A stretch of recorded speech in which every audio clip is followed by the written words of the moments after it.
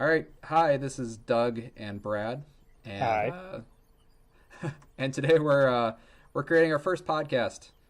Basically, because we talk enough about video games on Facebook, and in real life, we figure that maybe someday somebody might actually want to listen to what we have to talk about. Basically, we're here to talk about games we've played, games we want to play, and then just news we want to talk about.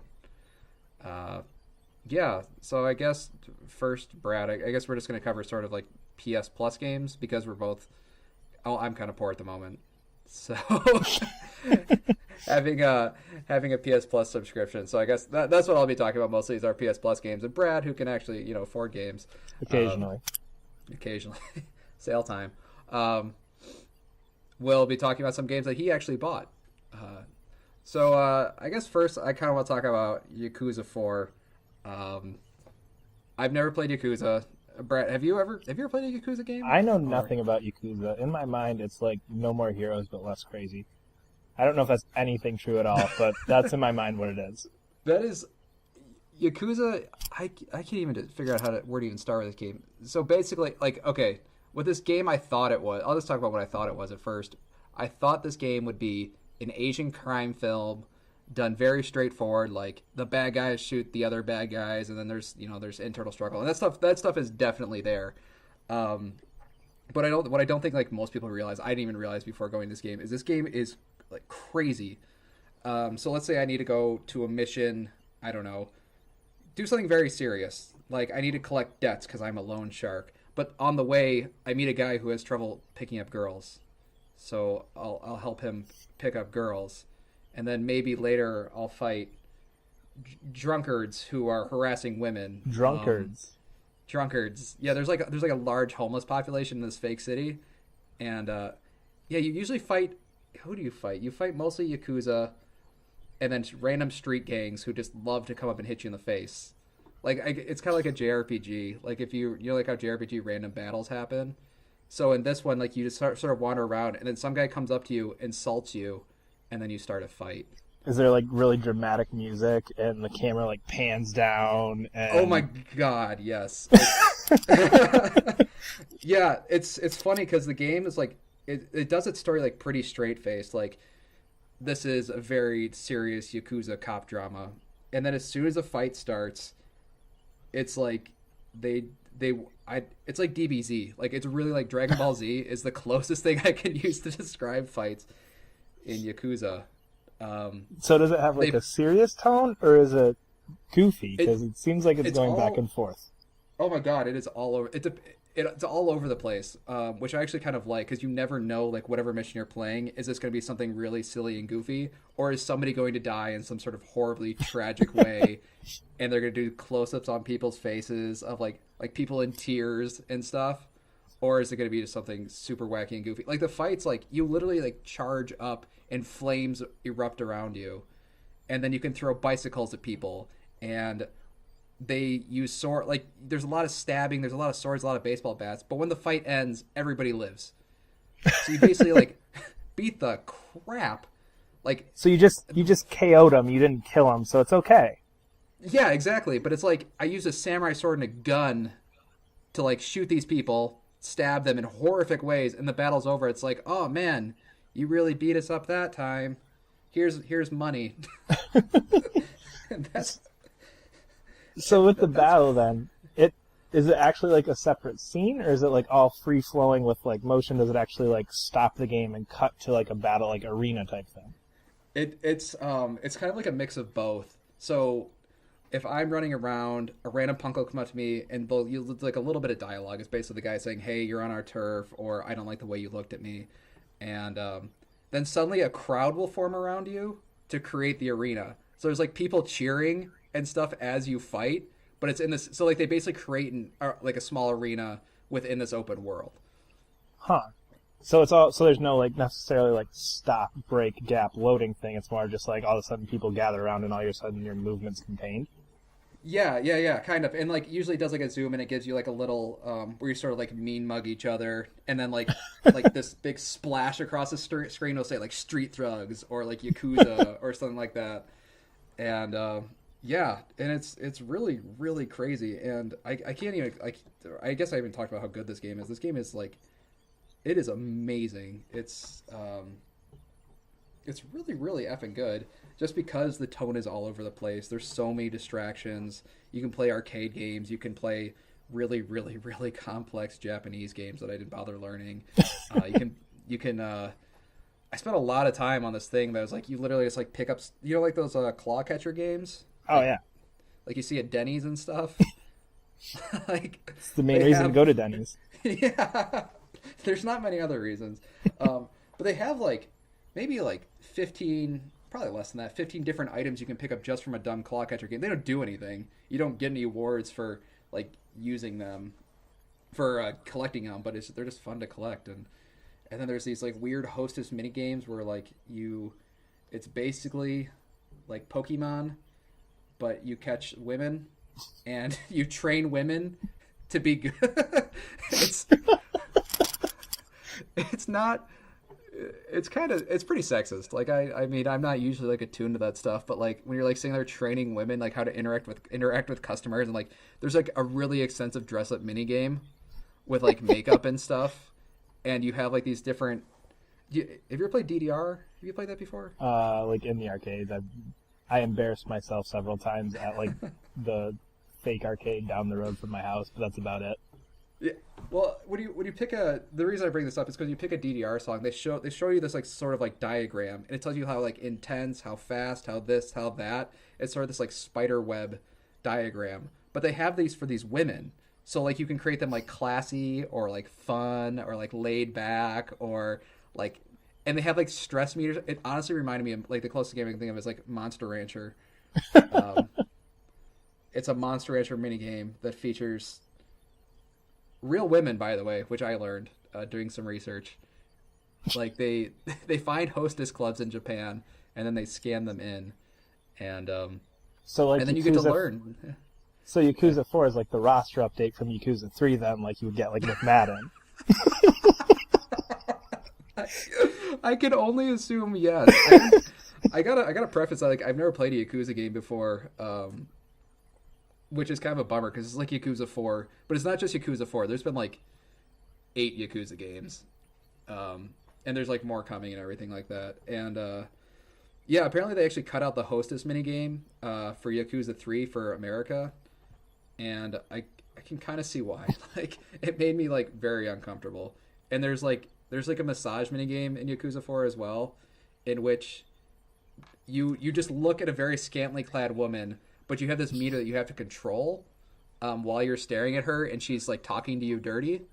And then at the end of the massage, she stabs you with something she calls a love syringe, and then you have to slam on the buttons really quick. And when you slam on the buttons really quick, these literal gates of heaven open up. And literal gates of, like they have cherubs and everything. Like the girl stabs you with the love gun, and then the gates of heaven open, and then it says like you're relaxed. I'm sure that's what it actually means. There's no hidden meaning there at all. No, it's like it's definitely hitting you over the head with a frying pan when it comes to sexual innuendo in that game. Yeah. I don't know what else there is to say about Yakuza. I mean, you play as like the story itself is actually really good too. I don't know. This game is so many things. It's like hard to talk about with just one thing. Like okay, so besides all this weird stuff, you now play as like 4 characters with each their very individual plots that all tie together and all come in like they all conclude at the end as well. And plays 4 very different characters in 4 different situations, and I actually really like that because you kind of see the city in a lot of different lights. I don't know. I like the game a lot. Do you have any questions? I didn't realize we were doing a question and answer session. I was not taking notes. Sorry. No, I don't think I have any questions. Please continue. Yeah. So basically, Yakuza 4 is like 100 different games all mashed into one, and everybody should just play this game. It is like one of the wackier games I've ever played. I didn't expect it to be so crazy. It kind of reminded me of like Katamari, like in like terms of just pure wackiness. Also, I like to describe it as like people who did not like Deadly Premonition because it's a crap game. I did not like Deadly Premonition mission because it was a crap game. It is a crap game. I don't know why people keep. I'll find out. Maybe one day I'll actually play through it. But how far did you make it? An hour? If. I think I got to the town and then realized like I was running in slow motion. I was like, oh, this is how this game's gonna be the entire time. And I mean, it was like wacky and weird, but the game was just so poorly made. But Yakuza is like just it's like that wacky. It's like that like sort of level of wackiness, but just really, really well made. It's a damn good game, and it's super wacky and it has a really cool, serious story. The story does have a problem with like people getting shot by off-screen gunmen. Like if a character gives somebody something important, that character's dead in the next scene. Like like they'll just be standing there and they'll hear a gunshot and then the guy's dead, and that happens, no joke, 5 or 6 times in the game. It gets a little distracting, but besides that, a fantastic, serious soap opera, sexist, JRPG inspired Japanese beat 'em up. Yeah, with crane games and gambling. Just covering all the bases there. Yeah, and there's so much fun stuff to So I guess I don't know if that's something a review of Yakuza 4 or just kind of what I thought about it, but I really like the game, and Brad, I think you should definitely put that on the top of your list to play. Yeah. So speaking of PS Plus games, because I don't actually have a PS4 yet, and Brad does. I do. So you played some other PS Plus games. So. Yeah. With some sort of mixed review. So I guess let's talk about Transistor, a game I haven't played, and I basically, what's the one before that? The Bastion. I played Bastion. Thought that was okay, but I loved Bastion. So how do you feel about Transistor then as the follow-up to Bastion? Not so good. I don't know. That was one of those games I didn't know anything about. I knew it was by the same guys. I saw the pictures and it looked pretty. But other than that, I went in knowing nothing. I planned on buying it, but then it was PS Plus, so forget that. God, that's gonna be such a problem later on in the console cycle. Continue. Yeah, I mean you get that with now even with PS3 games. Like, do I buy that or is it gonna be free in a month? But anyway, I don't know. It was from the beginning just. Bastion I liked because you had a set purpose, and you knew what the purpose was, and even though the story was kind of abstract, you were never fully filled in on all the details as you went through, you had a mission. Mm-hmm. This, I just felt like I was wandering through town. And as I went, and you like read these like little news clipping things on these screens, and that's basically how you get all your information about what's going on. Because there's kind of the narration aspect of Bastion, but it's done from like a side character who speaks like very, very vaguely about what's happening. So nothing's really set up, and it's about an hour into the game, maybe not an hour, maybe a half hour into the game before you even realize like the Transistor, which is a little sword thing you're dragging around is, who this girl is you're playing with. It's very, very like vague about everything that's going on. So that bothered me. But so you felt like that the story, basically because of how it was told, like just really hurt the story itself. Like it could have been a good story, just how it was told was just so poorly done and so vague. Yeah, I think there's probably a good story in there, and I'm sure they meant to, but I have no clue what it was. Like right now, you finished the game. Oh yeah, I finished the game.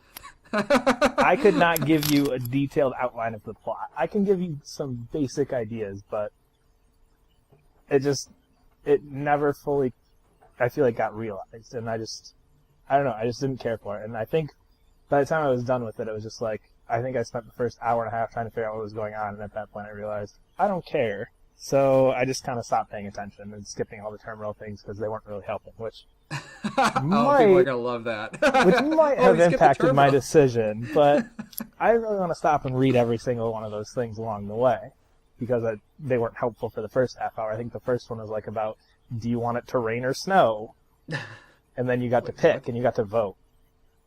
What? Okay. Did that affect gameplay? Or it did. It did. It actually okay. changed the scenery, which was kind of cool. I will give it that. There were a couple kind of cool things like that where like you pick one thing that actually happens in the world because, I don't know, I'm not sure exactly how the world was, but it was almost set up kind of like I don't know, in my mind it reminded me of like Tron, like kind of that whole like you're got all these computer components getting put together and eventually things kind of turn into just blocks that are very, very just like white, vague things that you kind of have to put together. I don't know. But okay, I don't know. Overall, stories didn't do much for me, but The gameplay was really cool at first, and I think had they done more with it, I probably would have enjoyed it more, but you basically have 4 attacks, right? Okay. And you can interchange these, and you probably by the end of the game you get 10 that you can kind of interchange, and the upgrade system with it actually is pretty cool, because you can take one, and if you're not using it, you can use it as an upgrade. So one of them is like you shoot something and it explodes, and it gives like an area of effect thing. Yeah. Well, you can take that, and then you can put that onto just your normal, like, sword swipe, and then the sword swipe has an area of effect. Oh, so every skill also, like, becomes a modifier. Yeah, so you can use it, so you have, by the end of the game, you have maybe 10 or 15 skills. You can use 4 as your actions, but then the other ones can be equipped as modifiers. Oh, wow, that's actually pretty cool. Is it a permanent thing, or are you given, like, depending on the battle, you're able to swap them out and do what you want? You're able to swap them out at save points, which happen pretty much every battle, more or less. There's a save point. Oh, okay. Yeah, I kind of noticed, like, when we started this conversation, like, was it a good follow-up to Bastion? Like, the first thing you immediately went to was the story, and then kind of gameplay second. Like, do you think that had it been a better story, you've been more invested in the gameplay, or was the gameplay pretty solid? It's just the story was so the gameplay was solid. The gameplay was interesting because it was kind of it almost had the feeling like I can't think of the thing of the VAT system from Fallout 3, where you slow everything down, you can kind of pick everything, individually target this, and you had like a turn meter, so kind of almost like in like an RPG where it's like, okay, I'm going to walk over here, I'm going to hit it with my sword, I'm going to walk over here, shoot it once, and then go hide behind cover. So you can set that all up by just pausing time for a second. Oh, okay. Or you have the option to run around and do real-time combat, but that ends up with you dying pretty quickly. My issue with it is that it's the same thing over and over again. And originally it's cool, but the way the game's enemy system works is there's maybe, and I count obviously, but there's maybe, it feels like about 8 enemies in the game. Yeah. And instead of giving you more enemies, it just becomes the walking enemy 2.0 halfway through. And then 3/4 of the way through, it turns into the walking enemy 3.0. Does it have more abilities, or do they have more abilities to attack you with, or is it just stronger attacks harder? It's basically just stronger and attacks harder. And there's maybe 8, and just as you go through, they just get stronger. So it's basically kind of like the Final Fantasy thing where it's like this first bird you fight is okay, but oh god, there's a purple bird, and this purple bird is like way stronger than the last bird. And don't even bother with it when it's blue. Yeah, it's that same thing. It's just like, you see 3.0 and you go, oh, so it's the same exact thing, just now I've got to do it twice. I've got to hit it twice as much. But, yeah. Do you think that would have changed at all? Like, had you like changed your difficulty? Like, you played on normal, I imagine. Yeah. Yep. So do you think like if you had played on hard, like you would have thought about battles more? Did you basically like did you hack and slash your way through and just not ever really have to think? I never saw the game over screen. But the way that the game works is you've got your 4 attacks. So when you have your 4 attacks, if your health runs out, yeah, instead of dying, you lose one of the 4. And you get full health again. Okay. When you lose full health again, then you go down to 2. And I'm assuming, I never got any further than that, but I'm assuming when you run out of attacks, you die. Can you choose like which ones go first, or no? It's random. Oh, okay. Or at least it appeared random. Yeah. I don't know if there was a sequence to it, but okay. All right. How's the game look pretty though? It is very pretty. And like I heard that how's it look and how's the music? All that's good. Like the presentation of it is great. It's just my only issue is I felt like the story was just way too vague. I had no clue what was going on the whole time. And by the point, you do figure out a couple pieces. But at that point in time, I'm already done with it. So it's like, oh, that's what I was doing for the last 3.5 hours. Oh, nah. Like, are they good? Or do those revelations feel like that was fulfilling? Like, oh, wow, now I have a totally different idea on the story. Or is it just like, oh, okay, I see what you did? Yeah, it was kind of like that. It was just kind of, oh, so at this point, that's what you mean? That's what that was? Oh, now I understand why that happened. It wasn't like that big, like, no way, I can't believe that's what was happening. Like, no Bioshock moments. Bioshock, or I was thinking of Braid, like, way old game, but like at the end and you realize like the whole storybook thing going through Braid. Oh, I didn't finish Braid, so thanks, Brad. Well, I'm just kidding. That game is only 7 years old at this point. I know. But yeah, overall, like the presentation of it was fantastic. Just the kind of, I feel like just the lack of enemy variety and just kind of the really vague story just kind of really hinders the game as a whole. I like that you kind of put like more emphasis on story, on like when you're talking about it, because that's not usually like people like usually go straight to the gameplay. But I'm kind of the opinion like a game is a few things. Like it is story, it is art, it is gameplay. And just like one of those falls through hard, it just kind of drags everything down with it. Yeah, and I tend to lean more on story anyway. At this point, like playing games for so long, I've seen, most games at this point are basically similar to something else or a derivative of something else. Yeah. So it's like that story element has to be there for me to really get hooked into something. All right, cool. I guess that's kind of a segue. Speaking of like story and stuff, you bought a JRPG recently, one that I've been kind of interested in, and I guess it was on sale. So if it's on sale, it was on sale. One of us is definitely buying it, and that game was Child of Light. Oh yeah. So kind of going from Transistor, which you actually got for free. And Transistor was free. It was free, it was quote unquote free. It's a subscription service or whatever. But I would definitely play. I would pay free for Transistor every time. It's worth free. Although it's normally like $10, so it's probably worth $10. It was interesting. It was a different game, and it was interesting. Yeah. So Child of Light though, you actually, from what we had talked about previously, you actually kind of enjoyed Child of Light. So I'm only like 2 hours into it though, so I'm not very far into it. I just got my second party member, so I'm not very far into it. But that game I am really liking.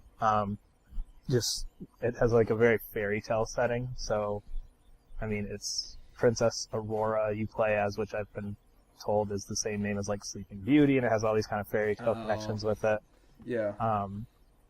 But that whole thing, just kind of the presentation of that and just the way that game looks, I mean, it's really cool to look at. I know you said you didn't like the art style, was your issue with it. Okay, no, my very, very specific issue with having not bought this game was the talking heads back and forth, which I don't particularly like to begin with. When you have like on the left you have a talking head, on the right you have another talking head. Those drawings are just bad. Like when I look at screenshots of the game, I was like, wow, this game looks amazing. And you see those two talking heads, I was like, this looks like a high schooler's sketchbook with a really nice, somebody like painted over a really poor drawing from a high schooler's sketchbook.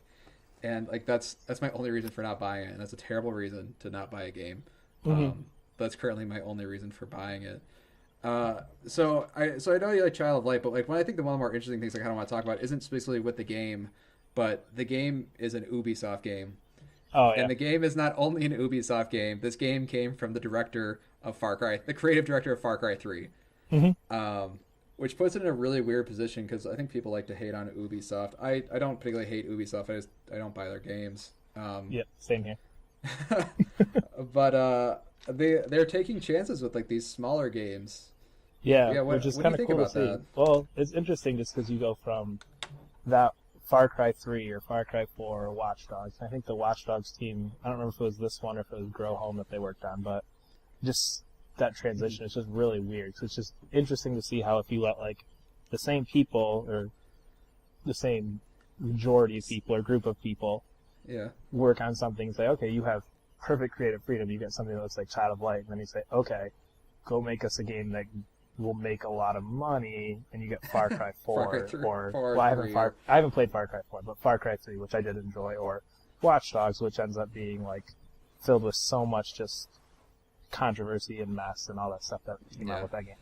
So much Ubisoft. Yeah, it's a good way to say it. Although the game does hammer you home with you play as soon as you turn it on, which I thought was a little weird from the style of game. What do you mean? For Child of Light or Watch Dogs? For Child of Light. Oh, okay. Which just feels weird because it has that indie game aesthetic. It feels really just kind of low budget, just kind of a really kind of just different game. And then the first thing that pops up is, do you want to sign into your Uplay account? You can get. I don't remember what it said.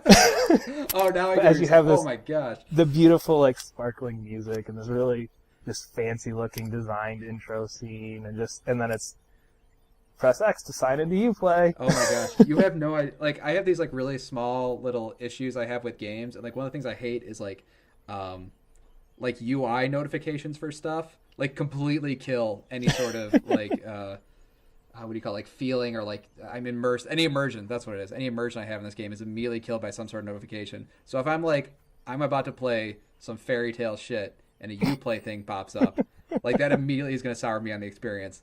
And I don't guess I don't know if you have to do it. I'm sure you have to sign up for stuff too.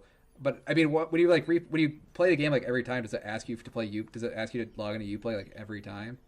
The 3 times now I've opened that up, yes. And of course I hit no every time. So maybe if I just clicked yes once and I put in my email, it'd leave me alone. But it just kind of feels like it's like so obvious that it's like, okay, here's the game we're gonna make you make, which is like, you know, Far Cry or whatever Watch else. Dogs, And it's Assassin's like, Creed. It's like, but don't worry, we'll give you a tenth of the budget to make the game you actually want. Which I'm sure I gotta feel is like going to be like more profitable eventually. Like they're not like this started with like I think I wouldn't say started with, but I'd say like one of the more popular ones was Blood Dragon. Like that was kind of like basically do what you guys want and you guys can go crazy with a small budget. But I'm kind of hoping, especially with like the release of Grow Home, Child of Light. I'd say even Rayman was. I'm sure Rayman Origins was pretty low budget for normal Ubisoft. Absolutely. Normal. I mean, it's like comparatively. Yeah, comparatively. I know this thing could be still as much as like Uncharted 2 for all I know.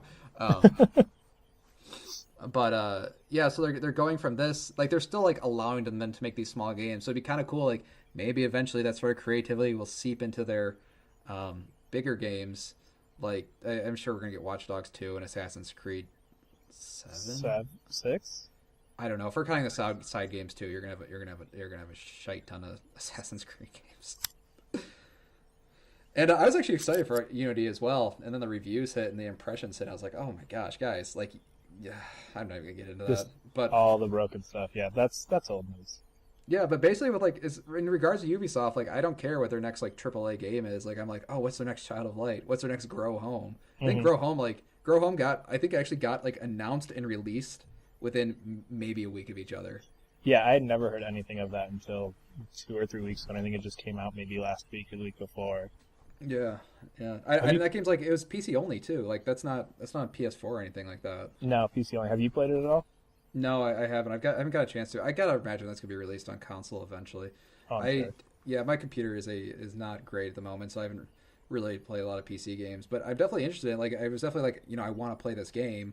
Somebody throw this game on consoles. I'm sure they're saying that like we're testing the waters with PC, and then once we test the waters, we'll make enough money to then justify a console port and blah blah blah blah blah blah. Yeah. Maybe one of these like little side projects one day they're like, okay, we're gonna throw a AAA budget at it, and I think that'd be pretty cool.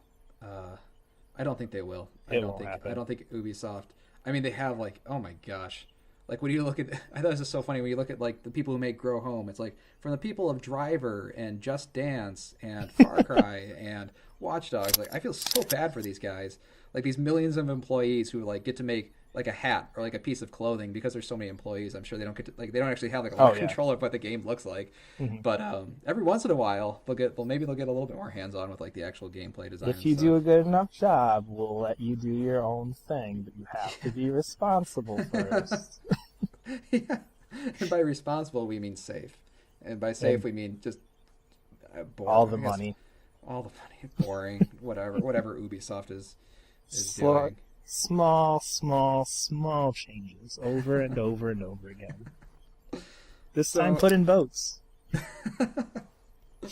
So real quick, I want to talk about a game that neither of us liked, because I think as much as I think we kind of try to stay positive, and like even Transistor you didn't particularly like. You're like, well, there's things I do like about it. Oh yeah, absolutely. But now we're going to talk about a game that neither of us liked, and that was Rogue Legacy. And I hate that game. How I run Rogue Legacy is I want to ask you your impressions of the game, because you only played how many hours? I did not make it to hours. Okay. Okay. So basically, I want you to give just like your short impressions of it, and I actually beat the game. So I actually put 20 hours into it, which is really stupid for a game I don't like. So I want to give you, because I thought my thing was like, after my initial impressions, like, they'll change over time. So you give me your initial impressions, and I'll tell you if any of that changes after 20 hours of gameplay. So I think I've probably played that game a total of maybe 45 minutes. That's being generous. Let's just pretend it was like 4 hours. Yeah. It doesn't matter. Yeah, we'll say, either way, I don't think it's going to change. So I played it, loaded it up, picked my character, ran into the castle, and within about 30 seconds died. And went, well, I probably screwed something up. So went back in the castle, made it about 32 seconds, died, yeah. Picked a new character, ran back into the castle, died. Yeah, I might have made it a minute that time. I don't know. I think my record was, I think I made it like 2.5 minutes without dying, and that was the best I ever did. Yeah. Now, to be fair, I'm really bad at games like that, and I have no patience for them. Like, we talked about Binding of Isaac a long time ago and how I have zero patience for those types of games. If I die and have to start over, I don't care. I don't have time for that. Yeah. Yeah. Well, yeah, I would say after 20 hours, the frustration does not change. Actually, no. The frustration does change. It changes to a new emotion, and that emotion is boredom. That game is so boring after a while, because one of the things I like about games is I like leveling up in a game, and I especially like leveling up and you get new skills. Yeah. And I'm like, this game has the slowest drip of upgrades. It is amazing. For like hours on end, you'll get like really minute upgrades. Like your stats are out of 50, and you get to upgrade it like one by one by one. And if you have a bad run, you don't get to upgrade anything. So you're basically it's just a grind. It's like a free to play game. Do you I don't know if have you played any free to play games where it's like they kind of. I haven't put any substantial amount of time into any. Yeah, well, like the thing. Okay, so I guess I know you understand how free to play games. Oh yeah, absolutely. Work. But they're kind of set up so it's like they make you grind unless you pay. So this game is like they make you grind and they don't give you any option to pay. Like, I'm not saying I would have spent any money on this game if they allowed me the option to play, but it definitely plays like one of those games where you feel like you're just missing something because the upgrades come slow, and your characters take forever to upgrade. And the enemies also kind of scale with you, so it doesn't really matter too much. And I know, Brad, you didn't really like Dark Souls, but I kind of like Dark Souls. I like it a lot for a lot of different reasons, but a lot of people are like, oh, it's the difficulty. So Rogue Legacy, I feel, is like trying to like, people like a difficult game, and they just kind of forgot that people want like a fun game. This game is difficult, and it's not fun. And Dark Souls, like the big thing with the difficulty is like, I died. Oh, I learned from that. So when I go back, I will now know where this enemy placement is. I understand how to fight this enemy. But because Rogue Legacy is randomized every time you go into the dungeon, the castle, you didn't learn anything from the last time. Like, you didn't learn, like, you just have to happen to come upon a room that you've already been before in order to like say, oh, okay, I know how to handle this room. But it takes hours. It takes hours of like learning these randomized rooms to figure out how to attack them. And sometimes it was like, especially in later levels, like you were saying before, you didn't like with Transistors, like, okay, this enemy is now a super enemy. Like, this one's now purple. Like, this game is so so guilty of like, here's a mage. Okay, now here's a blue mage, and he shoots just twice as much crap, but he looks the same. And it's the exact same attack, just like twice as many bullets or whatever. And sometimes you just like drop into a room, and then his bullets come flying at you out of nowhere. And you could have been at full health, and then you're just suddenly dead. Yeah, I had that a couple of times, because I mean, I didn't make it past maybe room like 4 at any point in my half hour, 45 minutes. Because I mean, I would get in, I'd go, okay, room 1, and I walk in, and I mean, at one point there was just like fireballs that hit me, and like before I even had time to figure out where the fireballs were at, I was like, oh well, I have no health left, and then I got to the next room and something else hit me and I died. So it's almost like, to me, it's just unfair. It's not even to necessarily that it's difficult, but there's parts, and again, this is going on a half hour of very angry, irritated playing it. Don't worry, I'll correct you if I have a differing opinion from whatever you're about to say. But I won't, it just seems unfair. I shouldn't be penalized because I went into a randomly generated room that I will never see again, that happened to have an enemy type that I'm seeing for the first time, that's just going to kill me after 10 minutes of progress. I never made it to 10 minutes of progress, but after I made it to a minute of progress and that happened, I was pretty mad. Yeah. No, it is unfair, because some games, like some rooms when you come in, they require you to wait before, because like say there's like a spike trap or an enemy trap. But sometimes when you enter a room, they expect you to run really fast, but you just never know when these are coming up. So you sort of have to guess, like, okay, do I need to run really quick now, or do I need to wait? And then eventually by the time you're gotten hit anyway, so it doesn't really matter. And it's basically a game. This is gonna sound, I'm not gonna be too mean. I think it just it took ideas from games and then didn't implement them properly or in a fun way. Like it's like, let's take the Metrovania like sort of level design, but we'll randomize it and not really think about how these levels are laid out. Or let's take the difficulty of Darkside, but none of the joy from actually learning enemy types or anything like that, or areas. It's just basically a the thing is, like, I did a little bit of research, and by a little bit I mean very little research. This game has like 95% of positive reviews on Steam, with 9,000 plus positive Steam reviews, and only like 400 negative ones. Well, and my thing with this is, I can't sit here and say this is a bad game. I can just sit here and say this is not a game for me. I know I get frustrated at this kind of nonsense. It's what I hated Binding of Isaac. Dark Souls, you mentioned. I only played Dark Souls for an hour, because after an hour I ended up back in the same spot I started, and I felt like I did nothing. That just drives me crazy. These games are not a type for me. The only game I can think of like this that I played, and I only played it for a couple hours because then I got frustrated and stopped playing it, is Don't Starve. I really did like that one until my third or fourth time through, and I lost right away. I was just, no, I'm done. So yeah. I think this is probably a great game if you're into that kind of like almost like punishment aspect of, I ran in here, I died. Well, too bad, I got to start over. I don't feel like I have time for that. Yeah, I think this would be like a good, like, I don't know, like a good game for people who have patience and like a lot of time for being frustrated with games. And actually, real quick, I want to talk about one of these guys' previous games, though, because I was trying to figure out, like, they're kind of a new company, so they didn't really do a lot of previous games. But I actually liked one of their previous games a lot, and that game was Don't Shit Your Pants. And I don't know if you've ever played Don't Shit Your Pants. Have you played that game? I have not. It's an adventure game where you're about to poop your pants, and you have to figure out how to not poop your pants. And it is amazing, and I highly recommend anybody who's listening to that go play Don't Shit Your Pants right now, and don't spend any money on Rogue Legacy. Unless you like really punishing games with no reward. Then you don't like that. I mean, I like punishing games. I like Super Meat Boy, and I actually like Binding of Isaac, but man, this game just did not click with me. I didn't mind Super Meat Boy either, but I feel like that one had a sense of progression. That's my other issue with like this whole move towards randomly generated, is there's no sense of progression.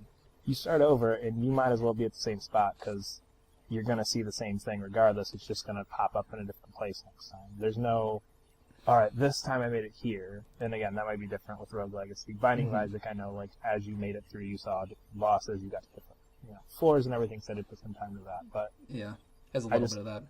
I just don't like the idea of, well, I'm at the beginning now. Mm-hmm. It's the same as where I died, but I'm 2 hours behind where I was. Yeah, it's that whole new fun genre of roguelikes where they're like, we're not going to make games as hard as they used to be. We're going to make games way harder than they used to be. We're going to find this really small niche that was like not popular with anybody, and then say that is how games used to be. Games did not used to be like this. They weren't this hard. They weren't like this unfairly punishing. Like, you can watch anybody talk about Mega Man and stuff and how well designed those levels were. This game is just a hard game with poorly designed levels, and I don't think, I feel bad for ragging on this game so long. I just didn't like it. Again, I can't sit here and say it's a bad game. I just don't think it's the game that I'm supposed to be playing. Yeah. I think we've played enough games at this point to know like when there's like just certain genres that just aren't for us. Yep, absolutely. And that's what this game is. It's not bad. I'm sure there are 9,000 or whatever number of people you said that like it, but that's not me. Yeah.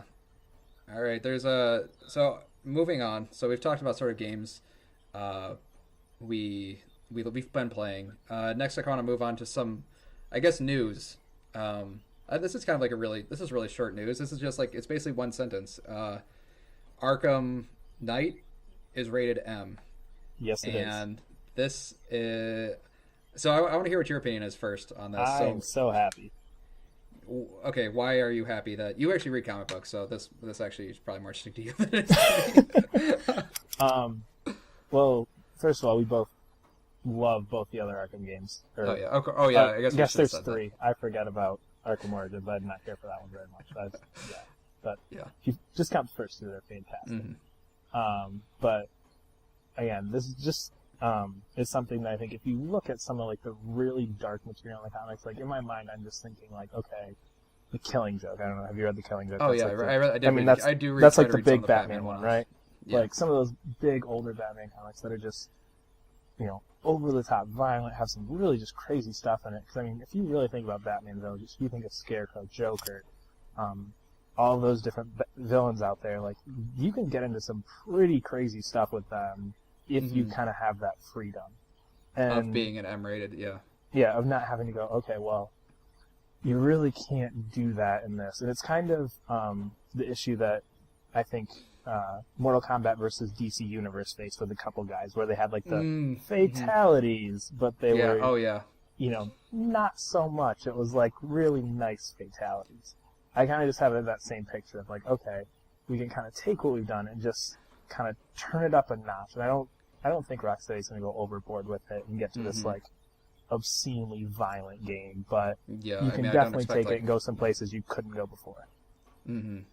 Yeah, I kind of, like, when I heard this news, I was like, my first thought was, wow, they should have been rated M a while ago, and only because, like, I mean, Arkham Origins, which neither of us particularly like, but that's something different. That game was crazy violent, and like the detective scenes, like, I'm pretty sure one of the detective scenes was like this guy like breaks through a window, then he kills the guy, and then frames the guy by shooting his wife and hanging her from a chandelier or something like that. Yeah, and a lot of them were like really violent. So I don't think that this is like saying it's like, oh my god, this is gonna be the most violent Arkham ever. I think it's just this game has quote unquote like next gen technology, so now these characters look more real. So when we like shoot a guy in the face, it's gonna just look a little bit more realistic to push it over the edge. Like I just think Arkham Cities have been like kind of pushing the teen rating for a really long time, especially with Origins.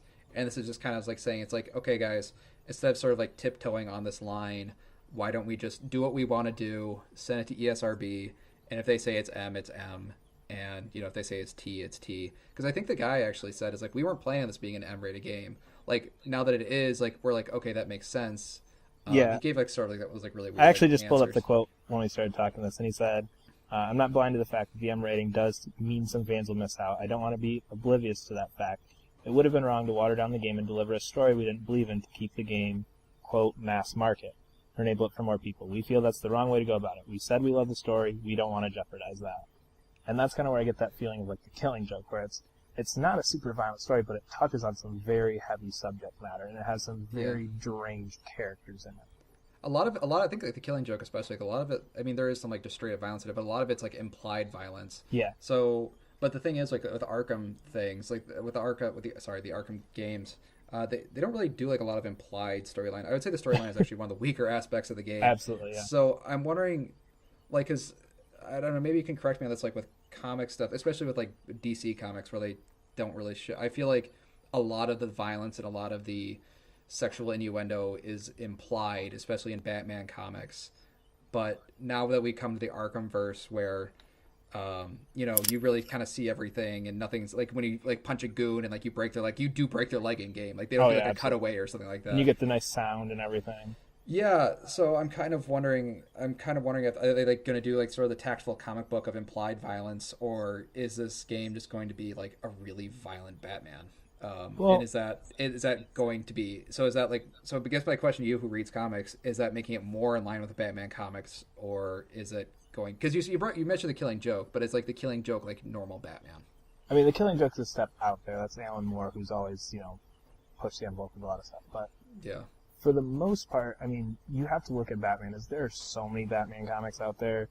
I mean, you can go back to, alternate timelines, alternate universes. I mean, if you go to DC, they've got, I don't read DC a whole lot, but they've got 8,000 different universes, and there's 12 different Batmans on each different version of the Earth, and each slightly different costume. But, and it depends on the era, too. Like, right now, I'm not super up to date with it, but Scott Snyder's been writing Batman. He made it a little bit darker than it's been before. Not necessarily violent, but just darker in tone. And that's almost what I'm hoping for, is just kind of this really dark tone to it that's not necessarily, again, a hyper-violent game, but just a very dark game, a very gritty game.